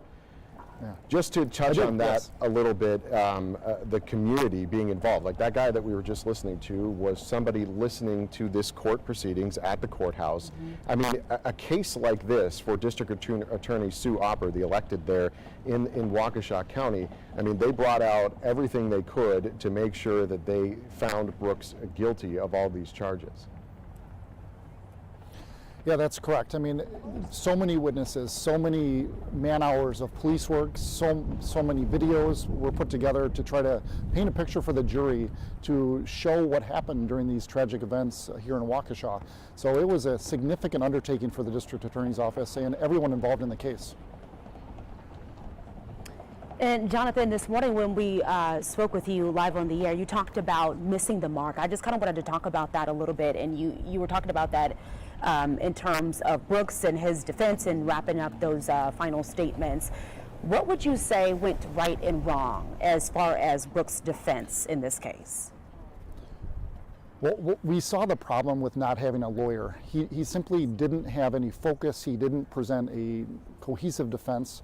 As indicated, he probably should have focused on the issue of intent, and he should have requested a lesser included charge to allow the jury to consider a reckless homicide instead of intentional homicide. Because he didn't have a lawyer, he didn't know these things, and he simply missed the mark, as I indicated this morning.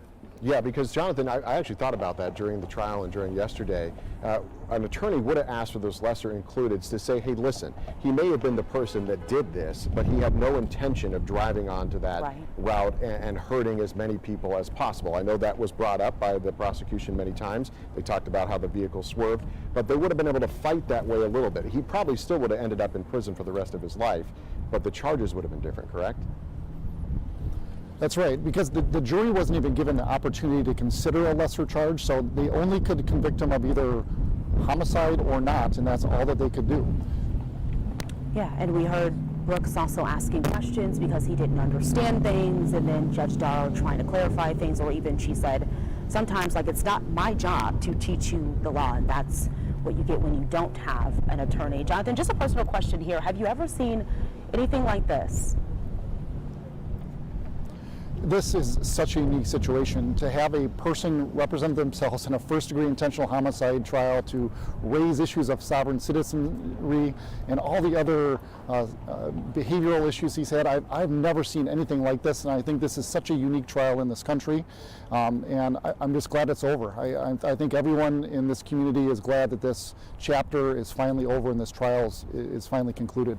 I have a feeling, though, beyond sentencing, we're going to hear appeals in this case, and it may not be over completely. Jonathan Lavoie, been with us throughout this process. We appreciate you. We'll be seeing you maybe later this morning for certainly on the news at noon. Thank you for being with us this morning.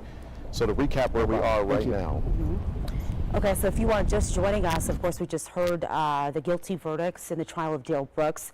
76 counts. Judge Darrow had to read through all of those charges. We know 6 counts of first-degree intentional homicide, guilty on all of those. 61 counts of recklessly endangering safety, also guilty on all of those as well. 6 counts of hit and run causing death, and 2 counts of bail jumping. And we know it took them, as far as deliberation goes, about an hour. Yesterday was about an hour and 45 minutes, so a little over 3 hours. And generally, when you have a quick verdict like that, most defense attorneys will tell you it's not good for the defendant in this case. And as the verdict was read specifically through those first counts, Darrell Brooks sat there with his head in his hands and listened. And then what I thought was interesting, he asked for the jury to be polled, which generally attorneys in this type of a case would probably skip that. They're confident that it's the jury's verdict. He looked directly at each one of those people as they were asked, is this your verdict? And they answered yes. And when the judge also asked him if he was okay with the verdict, he said no. He also wiped his eyes just a little bit as well. But we do want to get to our Bruce Harrison. He has been in the courtroom every day since this trial began. Bruce, we definitely want to get your feedback and just the feeling of what it feels like there in Waukesha right now. This has been a long 3.5 weeks, Simone and Tom, and not just for me, for this community and for the people who've been coming to court every day. And today they got some answers. There was a lot of people, I'd say the most I've seen in the gallery, in the courtroom throughout this trial. They packed in to hear these verdicts read. Well over 50 people were in the courtroom, and it was silent for a while. The judge had to go over all those verdict forms, confirm that they had been signed. We sat, we waited, and then she set in on reading them. And immediately you could hear some sniffles. People were crying, relief, nodding of heads, seemingly in agreement with what was being said by the judge. I believe it was during the second count that was read, a man yelled at the defendant, Darrell Brooks. He yelled expletives at him and was quickly escorted out of the court by the bailiffs. The jury, just like yesterday, a very big day in the trial, was stoic, no overt emotion from the jurors as the counts were read. At times they stared at the judge, at times they looked down, at times they looked at the defendant, Darrell Brooks, who did not look back. I believe, as Tom had mentioned, Mr. Brooks was sitting there with his head down the entire time. He did not have to stand. And count by count we moved, and at a certain point it got quiet, but towards the end we heard more crying once again, more sighs of relief as that final count was read, and people realized this was over. This part of this process in their lives was over for the people in the gallery, although there's a lot more to come when something like this, something this tragic happens. Bruce, I want to take you back to yesterday. I mean, I know that we have a guilty verdict in this case, and that kind of tells us what was on the mind of the jurors or what they were thinking. But you were in the courtroom, or at least in the media room there, watching intently as Darrell Brooks gave his closing argument, crying at points, asking them to do the right thing. May not have been exactly what he expected, but he asked them to do the right thing. I just want you to take us back to that moment yesterday. I don't know if you were able to see the jury or what it was like in the courthouse. Tom, it was very similar to today. The jury did their job, and I believe, as the judge expected, they were not emotional in any way. It was their job to take in the state's closing, take in the defendant's closing. They watched Darrell Brooks make his statement. They looked at him the entire time, and Darrell Brooks looked at the jury throughout much of that process as well. But throughout his tears and his remarks about his children and a letter his daughter allegedly wrote to him in jail, he claims, no emotion. They sat through it, and much from the gallery as well during those moments. They were quite quiet as well, though we did see some people kind of shaking their head in disbelief at times about some of the things he was saying, but the jury did their job, Tom. Yeah, and back when he did have attorneys in the beginning of this, they were worried that they wouldn't find a jury in Waukesha County or really anywhere in the state of Wisconsin that would have been fair, and they obviously found these people and the alternates to do that. And Bruce Harrison, we appreciate your reporting. Absolutely. Throughout the trial. We'll be seeing you again on the news at noon. We'll recap right now what we know. Darrell Brooks, of course, the now man convicted in the Christmas parade tragedy last November in Waukesha that killed 6 people and injured dozens more, has been found guilty and will likely spend several consecutive life sentences in prison. And we'll hear from our Bruce Harrison once again coming up at noon, as well as a couple of our other reporters doing some work in Waukesha, of course, to get reaction to all of this coming down right now. Stay with us on the air. We will be back at noon. Evers is still really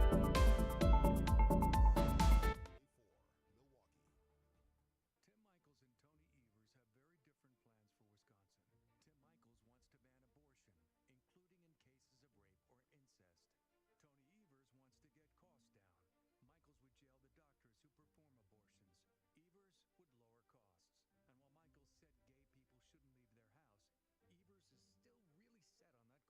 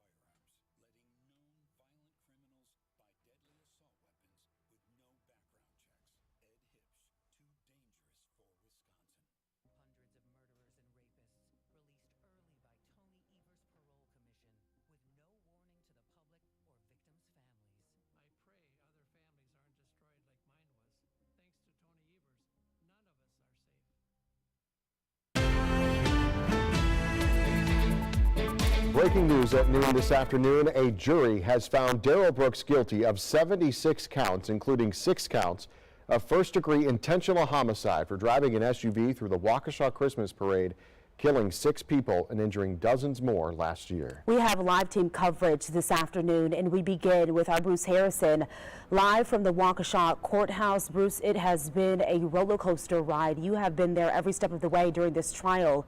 What is the feeling like right now after the verdict was read? Well, Tom, Simone, the atmosphere in the gallery, among the people in the gallery, in the courtroom, as these verdicts were being read, I would say is one of relief. It was a process. 76 counts the judge had to get through. She started with the first of intentional homicide, and I believe it was on the second, a man yelled some expletives at Darrell Brooks as he sat at the defense table with his head down. Anger in the room as well. Several people were crying softly, some openly weeping. Others, it appeared at times, were nodding in agreement as the guilty verdicts were read. A bunch of mixed emotions, things that you can't see if you've been watching this trial at home on television, things you can only see if you're present there in the courtroom. The jurors looked on as well at the judge as she read the guilty verdicts. They also looked at times at Darrell Brooks, who did not return their stares. And we do have a brief moment from the judge we wanted to share when she does go ahead and read that first guilty count. We, the jury, find the defendant, Darrell E. Brooks, guilty of first-degree intentional homicide as charged in count 1 of the information, dated this 26th day of October 2022, signed by the foreperson, juror number 11. A lot of nodding heads after that first count was read, I think confirming to a lot of people what they already believed would happen. They believed family members of the victims believed that Mr. Brooks would be found guilty. I spoke with a family member as I was walking out of the courtroom. Ryan Conkey's his name. He's the uncle of Jesselyn Torres, one of the extreme dancers who was injured in the parade but survived. He told me that he's glad it's over. He's glad the victims' families have received some justice. Really hard to put into words, he says. He says he finds it hard to believe Mr. Brooks, after all this, may have a clear conscience if he can't admit what he did. That's Mr. Conkey's words. But he's glad this step is just over. Tom, Simone, back to you. Yeah, and he's pulling that a little bit from the closing argument that Darrell Brooks made yesterday evening, where he talked about himself having a clear conscience and being forgiven by God. He leaning on his faith a little bit while talking about that, but obviously the jury found that he was guilty of intentional homicide in these 6 cases, and then the several other injuries that came along with it. And Bruce talked about people believing, of course, that this would be a guilty verdict, but it's a little different when you actually hear it. It, of course, is probably a re-traumatizing moment for some of the families as well. So we want to get to something here visually we want to show you. The mayor of Waukesha released a statement just moments ago saying in part, quote, "Today we are glad that the trial is over and that justice will be served for all those impacted by this tragedy." Police Chief Dan Thompson also said, quote, "In the nearly 1 year since this tragedy, there has not been a day that our community has not grieved." That is certainly true. And as mentioned, today's, we want to share, I should say, the pictures of those killed in the parade attack. Again, this is about the victims here. Bill Hospital, Leanna Owen, Jane Coolidge, Ginny Sorensen, Tamara Durand, and the youngest victim, Jackson Sparks. I think the community and a lot of us have gotten to know the families and friends of a lot of these people over the last months since this happened. And it is a big day for them, for some part of the closure of this process, but also for the community as well. Yeah, you talk about those families, and you want to remember those faces. Those faces have families as well in our community who are unfortunately grieving, but hopefully have a little bit of closure today. Let's get to our Mary Jo Ola. She's live in Waukesha right now, where you've been talking with people, I think, coming out of the courtroom who were there to witness this verdict today, Mary Jo.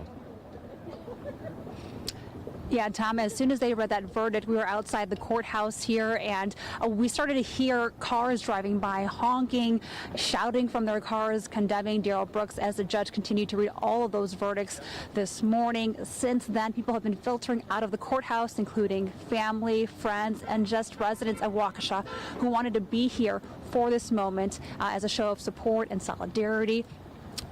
Generally, everyone we've talked to, they've expressed a sense of somber, bittersweet relief that this trial is over, that there is a verdict in this case, but that, you know, at the same time, they still have to go through this tragedy, and that you have these 6 lives that are no longer here and families changed forever.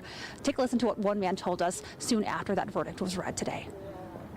I've lived here my whole life, and I was there the day it happened, and it was a horrible tragedy, and I just wanted to be here to support the community and see this through.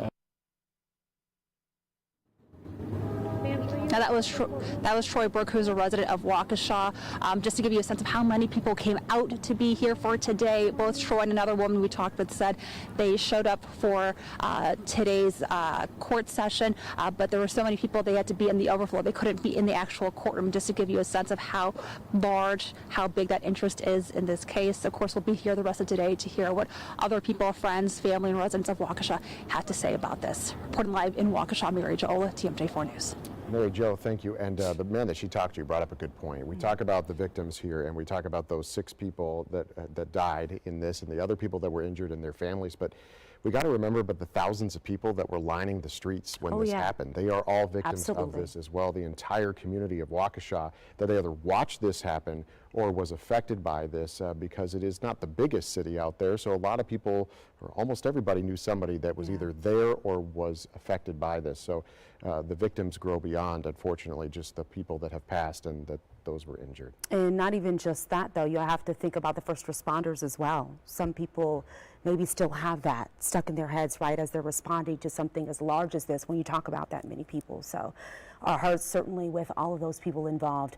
We want to get to some legal expertise here. We're joined again now by defense attorney Jonathan Lavoie to just help us break down the verdict. Jonathan, of course, we spoke with you as soon as the verdict was made on all the guilty counts, but I kind of want to just reset a little bit.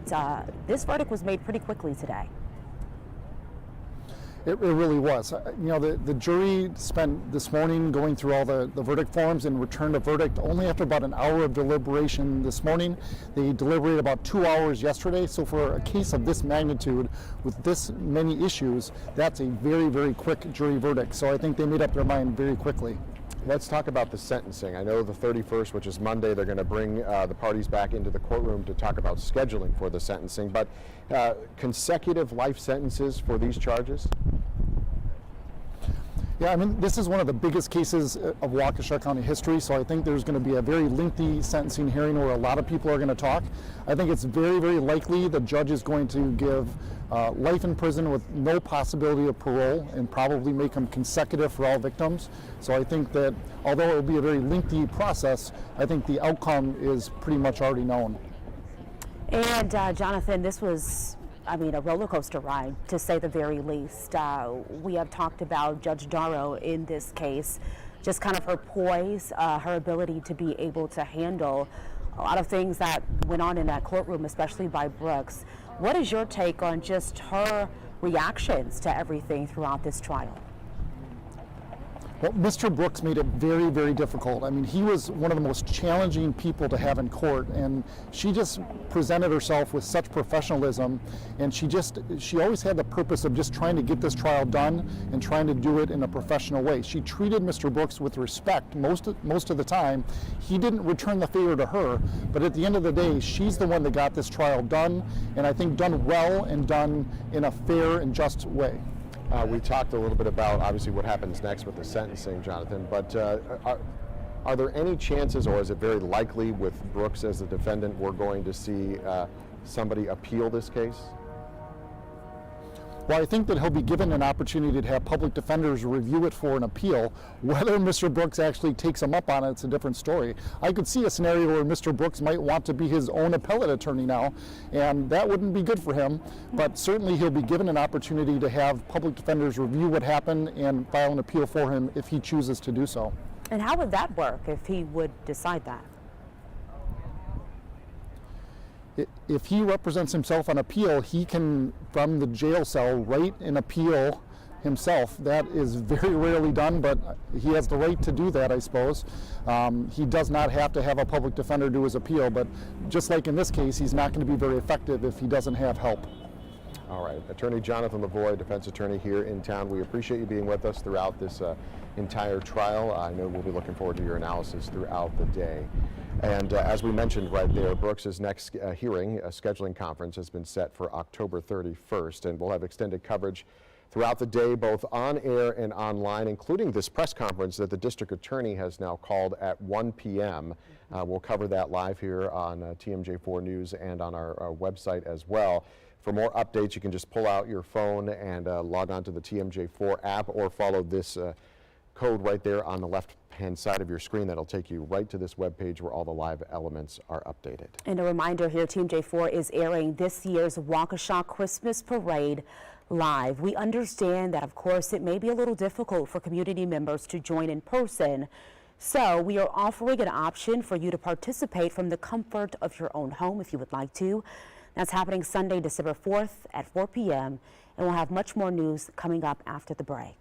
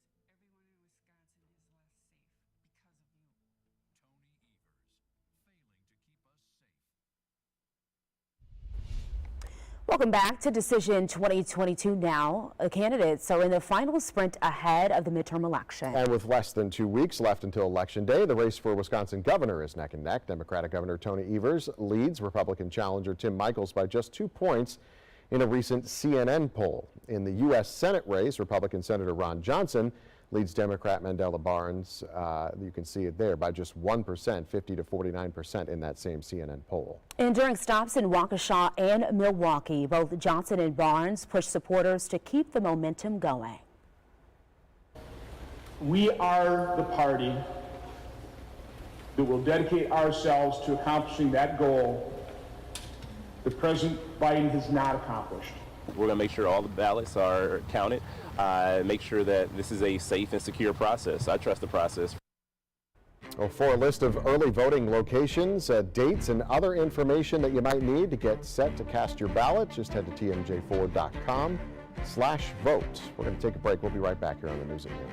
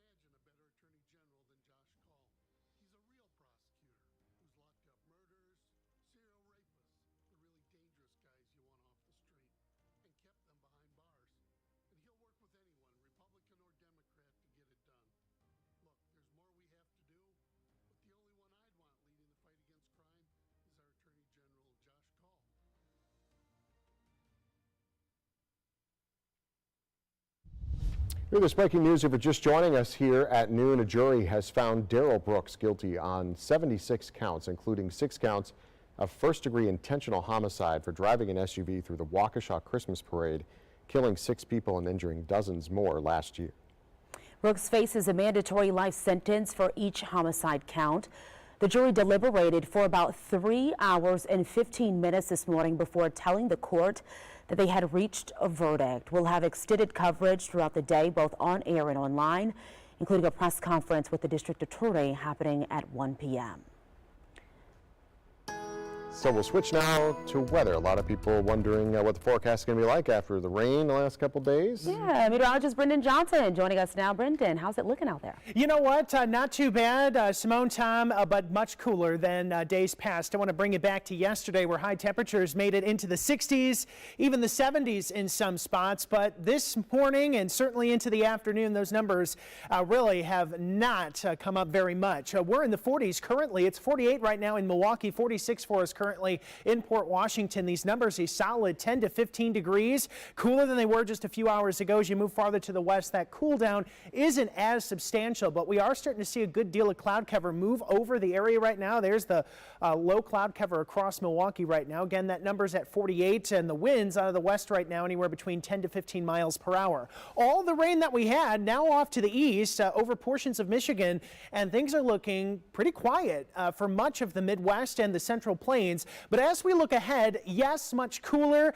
Slow warm up though. We will start to increase those numbers as we head closer and closer to the weekend, but staying dry meantime.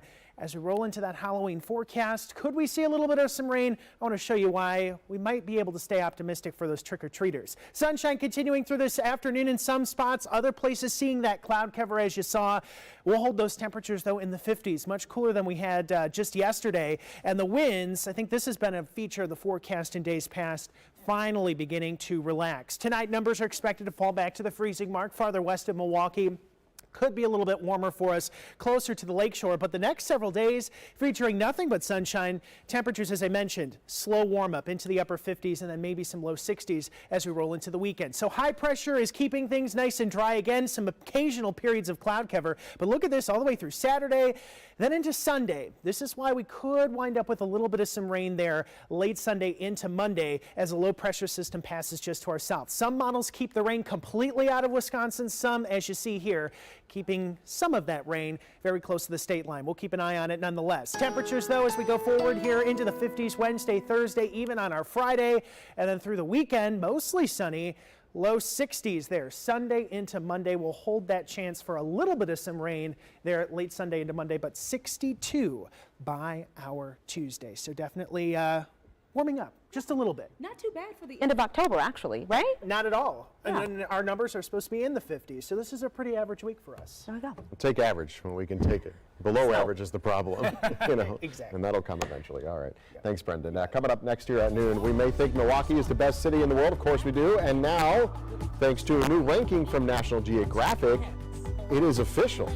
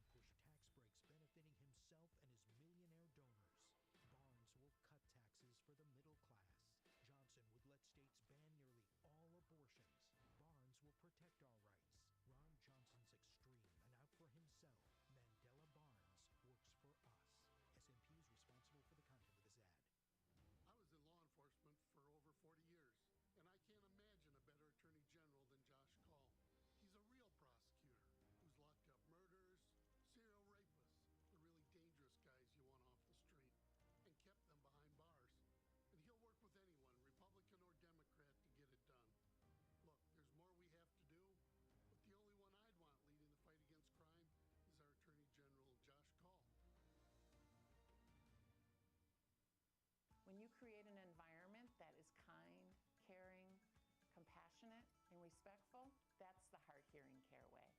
I want everyone with a hearing loss to experience the difference we're making in hearing care, to experience the Heart Hearing Care way. The lessons I learned growing up in Brownsville still ring true today. Work hard, take responsibility, and do your best. But that's not happening with Tony Evers. Evers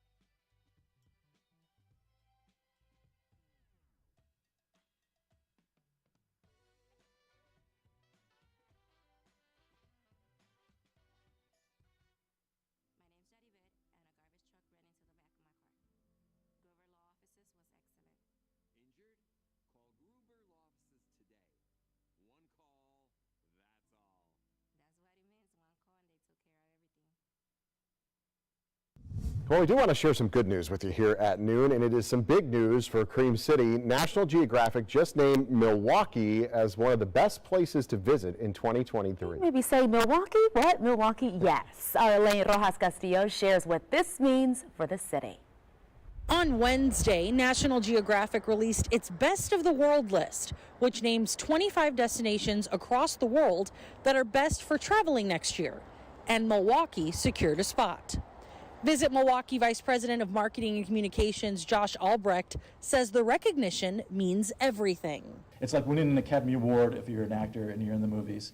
And now we can always say we're one of the best cities in the world, and we can always make this a calling card for us, not just in 23, but beyond. Broken down into 5 categories: community, nature, culture, family, and adventure, Milwaukee is highlighted under community, with the publication celebrating the city's, quote, blue-collar, back-thumping energy with a close-knit creative community that's turning heads. Visit Milwaukee CEO Peggy Williams-Smith says the goal is to get people to visit and choose to make this their home. And someone who visits Milwaukee is bound to fall in love with it, and they may consider to move here, which is then a place they want to work, which is a place where businesses want to be. Reporting in Milwaukee, Elaine Rojas Castillo, TMJ4 News. All right, if you're just joining us, breaking this afternoon, a verdict has been reached in the trial of Darrell Brooks. We have live team coverage coming up in less than 3 minutes. More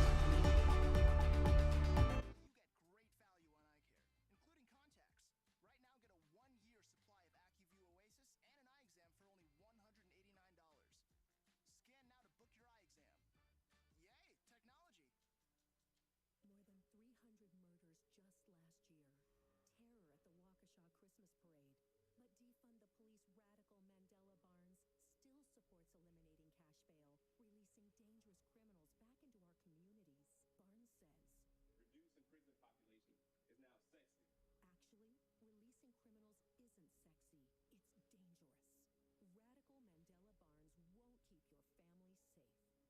increased police funding, and he's working to invest in high-crime areas, in job training, after-school programs, and mental health. So when you see all these, do this. Tim Michaels and Tony Evers have very different plans for Wisconsin. Tim Michaels wants to ban abortion, including in cases of rape or incest. Tony Evers wants to get costs down. Michaels would jail the doctors who perform abortions. Evers would lower costs. And while Michaels said gay people shouldn't leave their house, Evers is still really set on that cost thing. So here's the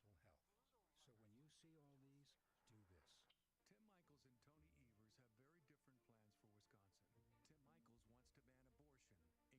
this. That costs over $400 at Lens Crafters, over $200 at Walmart, and over $150 at America's Best. When it comes to value, Stanton Optical is the top bird. Storm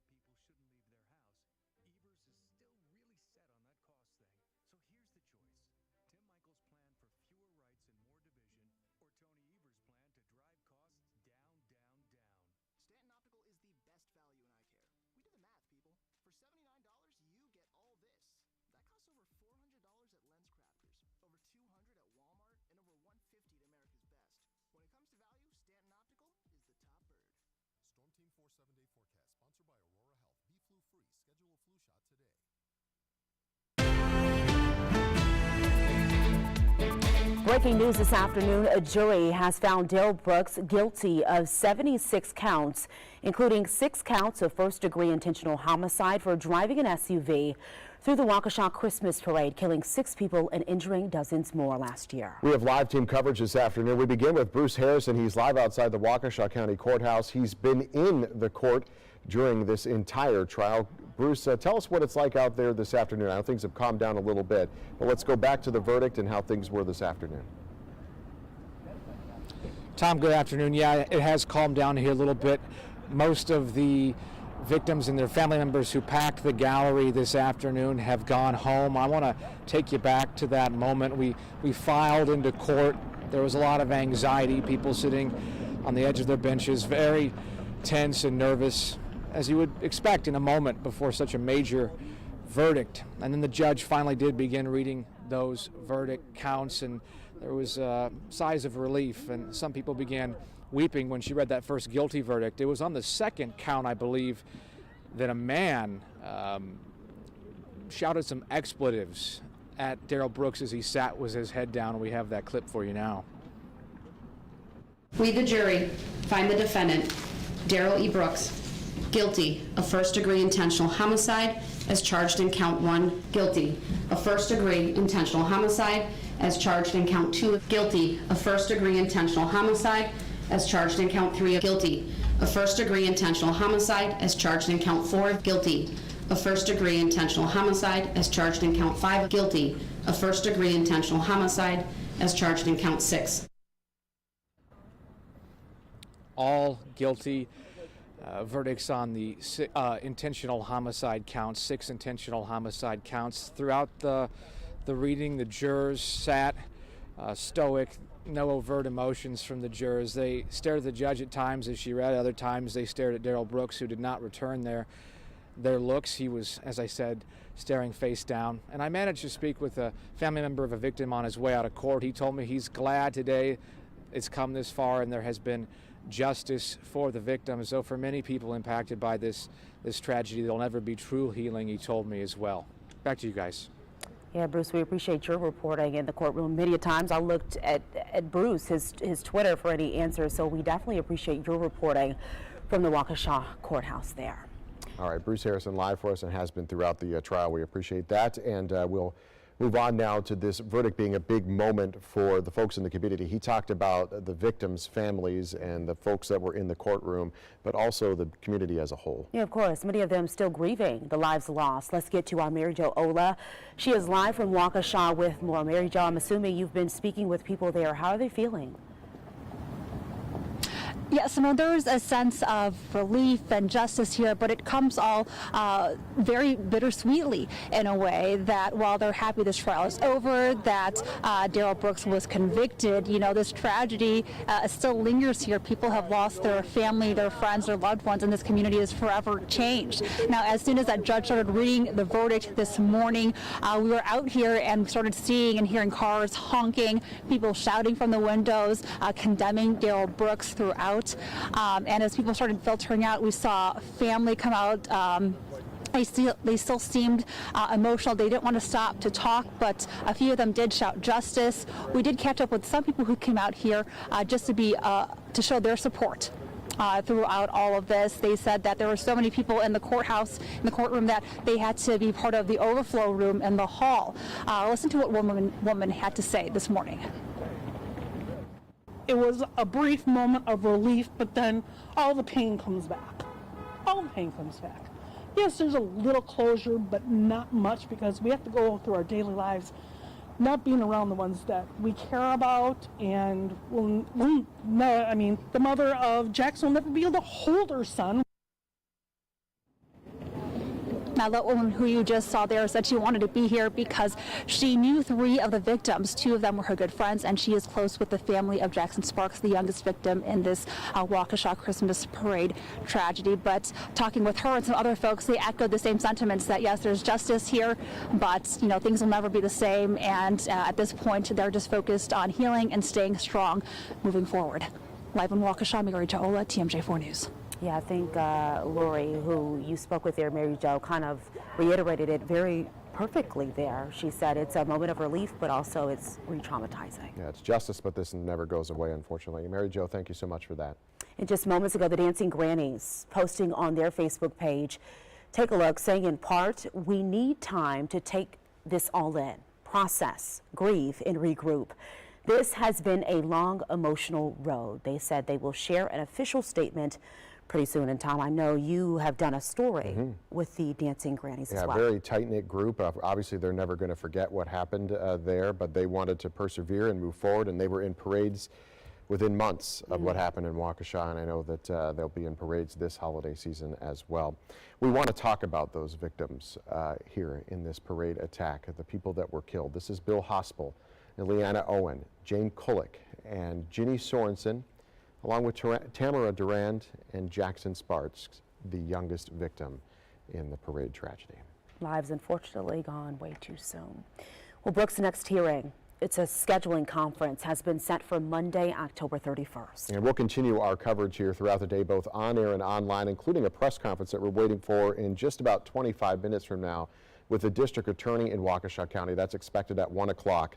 For more updates, you can pull out your phone. You can see the QR code there on your screen. You can scan that. It'll take you to the page with live updates on the Darrell Brooks trial. And just a reminder here, Team J4 News is airing this year's Waukesha Christmas Parade live.